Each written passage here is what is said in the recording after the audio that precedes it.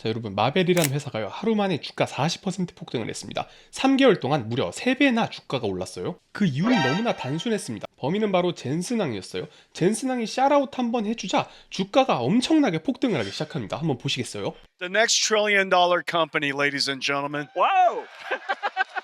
Thank you, Jensen. Bye, Marvel. Bye, Marvel. 자, 보셨나요? 바이 마벨 한마디에 주가가 40% 폭등합니다. 조금 웃긴 점은 엔비디아가 마벨에 이미 3조 원을 투자했다라는 사실이에요. 그때도 주가가 10% 올랐는데 오늘 마벨 풀매수 때려라 한마디 더 하니까 40%가 올라가 버리는 기적을 보여줍니다. 그리고 젠슨항의 마법은 거기서 끝나지 않았습니다. 이게 또 온기가 한국까지 퍼지기 시작했죠. 자, 이번 젠슨항 방한 일정 보시면요, 네이버, LG, 현대, 두산, 자, 속칭 젠슨항 리스트에 있는 기업들은 전부 다 떡상을 하고 있습니다. 들리는 소문에 의하면 성수동에서 제2차 삼소 회동이 있을 것이다. 이 이후에 엔비디아의 협업이 있을 것이다. 뭐 이런 기대감 때문에 대한민국 굴지의 대기업들이 하루에 30%씩 오르고 있어요. 그리고 진짜 웃긴 게 이번에 젠슨항이 뭐 두산 베어스에서 시구도 하고 유재석과 유퀴즈에 나온다고 합니다. 무려 세계 최초 예능 출연을 한국 유퀴즈에서 데뷔를 하신다고 합니다. 야, 이거 좀 기대가 되는데요. 그리고 오늘은 마벨을 비롯한 광통신 네트워크 관련주들이 전부 다 떡상을 하고 있습니다. 코히어런트나 루멘텀, 야, 얘네들도 하루 만에 10몇 %가 오르고 있어요. 반면에 좀 웃긴 건 엔비디아는 전혀 못 가고 있다는 겁니다. 엔비디아 묻은 주식들은 폭등에 파티를 벌이고 있는데 정작 엔비디아는 그렇게까지 못 오르는 조금 아이러니한 현상이 계속해서 나오고 있어요. 마치 엔비디아가 아낌없이 주는 나무, 진짜 어머니의 마음이십니다. 마이크론과 하이닉스, 삼성전자, 그뿐만이 아니라 AI 밸류체인 뭐 한 100개 기업을 혼자서 먹여 살리고 계십니다. 언젠가 엔비디아도 가야 될 텐데 말이에요. 자, 그럼 다시 본제로 돌아와서 마벨이 오른 이유, 젠슨항의 샤라웃도 있지만 일단 마벨 자체가 상당히 기업이 잘 되고 있어요. 올해 매출 같은 경우는 42% 이상 성장했고 29년까지도 연애 30-40% 정도의 고성장을 유지할 계획입니다.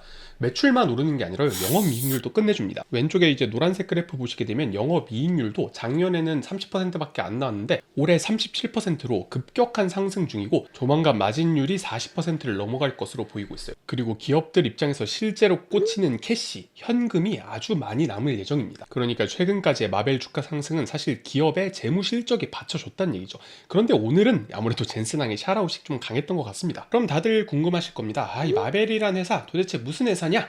자, 먼저 마벨은 팹리스 회사입니다. 자기가 공장에서 직접 반도체를 만드는 게 아니라요, 설계에 집중하는 반도체 회사라고 보시면 됩니다. 사실 마벨이랑 가장 비슷한 회사는 브로드컴에 가까워요. 그리고 엔비디아도 어느 정도 공통점이 있습니다. 그러면 어떤 칩을 설계를 하냐? 자, 마벨의 핵심 매출은 그냥 다 데이터 센터라고 보시면 됩니다. 그리고 그 데이터 센터는 크게 네 부분으로 나눌 수가 있겠는데, 첫 번째로 맞춤형 XPU를 설계합니다. 자, 이 말이 좀 어려운데요. 빅테크 전용 맞춤칩 ASIC을 만드는데 아주 탁월합니다. 실제로 마벨이랑 같이 설계한 게 구글의 TPU와 아마존 트레이니엄이라는 현존 탑티어 AI 반도체를 설계하는 그런 회사가 바로 마벨인 겁니다. 그리고 그 다음에 주목해야 될 거는 인터커넥트와 스위칭, 이 부분을 주목해야 되는데, 이제 인터커넥트라고 하면요, 칩과 서버 렉을 이어주는 고속도로라고 생각하시면 돼요. 사실 지금 엔비디아 GPU가요, 성능은 너무 좋습니다. 그런데 엔비디아 GPU가 성능을 제대로 발휘하지 못하고 있습니다. 왜 그럴까요? 바로 네트워크 병목이 생겨서요.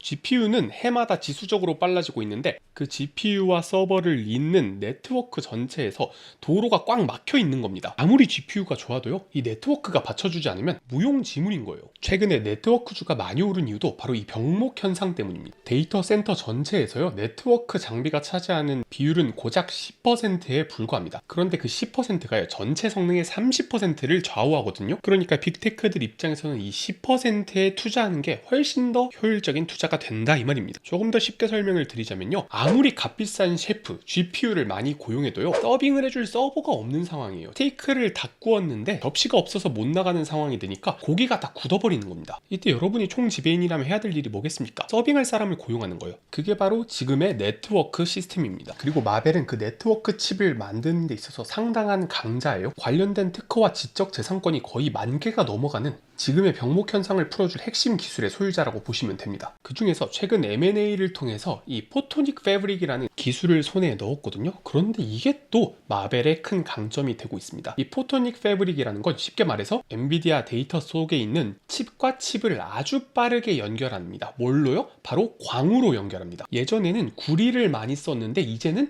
구리에서 점점 광통신으로 넘어가고 있어요. 이거 제가 몇 달 전에 영상을 한번 올려드렸었는데 그때 정말 아무도 관심이 없었어요. 그런데 그 이후로 광통신주들은 정말 날아가고 있습니다. 일단 뭐 구리의 한계를 좀 지적하자면요, 지금까지 구리는 거의 왕이었습니다. 그런데 이 신호 전달에 있어서 1m가 넘어가게 되면 이제 구리로 신호를 전달하는 데에는 한계에 부딪히게 됩니다. 그래서 사람들은 대안을 찾다가 이 빛이라는 아주 빠른 신호 전달 방식을 개발하게 됩니다. 그리고 그걸 반도체 옆에 딱 묶어 놓은 게 이제 코패키지드 옵틱스라는 거예요. 말 그대로 옵틱스, 광을요 코패키지드 같이 패키징 했다라는 거거든요. 자, 제가 여기서 더 딥하게 다루게 되면 거의 논문이 되고 아무도 보지 않기 때문에 넘어가겠습니다. 어쨌든 핵심은 이제는 광통신의 시대가 오고 있다라는 거예요. 그게 얼마냐? 무려 연간 137% 성장하는 시장이라는 겁니다. 아마 단일 섹터 규모에서 이렇게까지 높은 성장률을 보여주는 섹터는 거의 없다라고 보셔도 되고, 마침 2026년이 변곡점이기 때문에 올해 초부터 엄청난 폭등을 시작한 겁니다. 그리고 마벨 같은 경우는 정말 두루두루 제품이 많아요. 현대 데이터 센터에 들어가는 뭐 대부분의 솔루션을 담당할 정도로 아주 크고 넓고 다양한 제품군을 자랑하고 있습니다. 아까 칩 설계한다고 했잖아요. 그래서 칩 설계하는 브로드컴과 사실상 거의 완벽하게 경쟁 구도에 있는 회사예요. 자, 그래서 뭐 지금 사야 되냐 말아야 되냐 아마 고민이 많으실 텐데, 일단 광통신 네트워크 일단 엄청나게 올랐습니다. 마벨 같은 경우는요, 밸류에이션 수치인 포드 P 내년 값의 주가 수익 비율이 거의 50배가 넘어갑니다. 자, 사실 이거 제가 3개월 전에 올린 영상이거든요. 마벨 같은 경우는 AI 데이터 센터의 숨은 지배자다, 아직도 저평가 구간인 유일한 종목이다. 이때 당시에 포드 P가 25였고 한 80달러대 언저리였을 겁니다. 이 모든 광통신주들이 그때 비싸다, 하지만 마벨만 유일하게 좀 싼 것 같다라고 제가 평을 했었고, 실제로 마벨이 좋은 성과를 보여주고 있습니다. 그런데 지금 이 시점에서 사실 성과로 보여줬다기보다는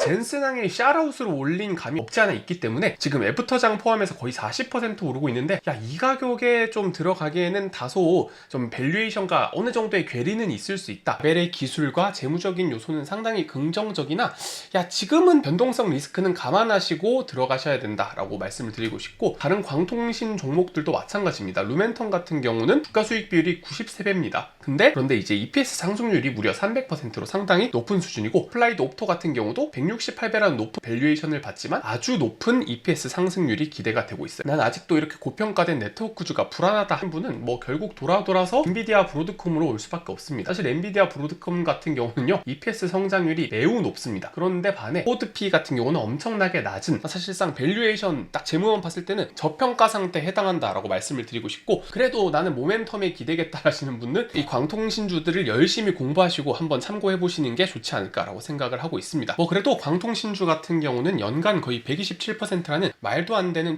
초고성장 섹터입니다. 멀리 보시고 투자하시는 분이라면 떨어질 때마다 분할로 모아가는 것도 나쁘지는 않을 것 같습니다. 반응이 좋다면 이 네트워크 관련주들을 조금 더 리뷰해 볼 수 있도록 하겠습니다. 그러면 구독, 좋아요, 댓글까지 부탁드리겠습니다.